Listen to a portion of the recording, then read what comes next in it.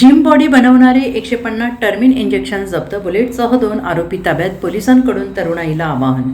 सध्या तरुणाईमध्ये gym body बनवून आपले देहप्रदर्शन करणे किंवा आपल्या प्रतिमा निर्माण करण्याचा नवा ट्रेंड पाहायला मिळतोय आणि त्यातूनच अनेक तरुण जिममध्ये जाऊन घामही गाळत आहेत आणि प्रोटीन्स किंवा इंजेक्शनचे डोस घेऊन शरीरयष्टी पेदार करण्यासाठी धडपड आहेत। मात्र काही वेळा अतिरिक्त प्रोटीन्स किंवा इंजेक्शनचा डोस तरुणांच्या जीवावर बेतू शकतो, कारण हे इंजेक्शन डॉक्टरांच्या सल्ल्याशिवाय घेतल्यास घातक ठरू शकते। जिल्ह्यातील करमाळा पोलिसांनी अशीच एक कारवाई केली असून 2 आरोपींसह जिम बॉडीसह साठी देण्यात येणारी टर्मिन इंजेक्शन जप्त केलेली आहेत। दुचाकीसह एकूण 2,09,000 रुपयांच्या मुद्देमालासह दोघांना अटक करण्यात आली आहे। आपली शारीरिक क्षमता वाढवण्यासाठी आणि ती तात्पुरती चांगली शरीरयष्टी बनवण्यासाठी जिममध्ये जाणाऱ्या तरुणांना आकर्षित करणाऱ्या टर्मिन इंजेक्शनची बेकायदेशीर विक्री करणाऱ्या 2 इसमांना करमाळा पोलिसांनी रंगेहात पकडले।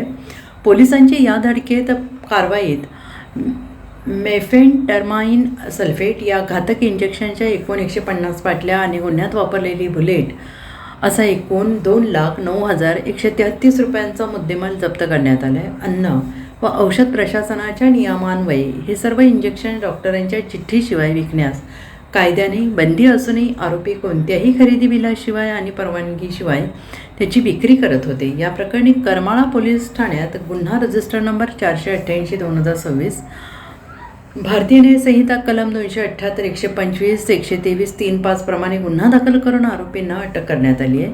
दरम्यान जिममध्ये घाम गाळल्यानंतर कुठल्याही इंजेक्शन्स किंवा प्रोटीनच्या आहारी न जाता तरुणांनी नैसर्गिक आहारावर भर दिला पाहिजे, असे आवाहन करमाळा पोलिसांच्या वतीनं पोलीस निरीक्षक रणजित माने यांच्याकडून करण्यात आलं आहे।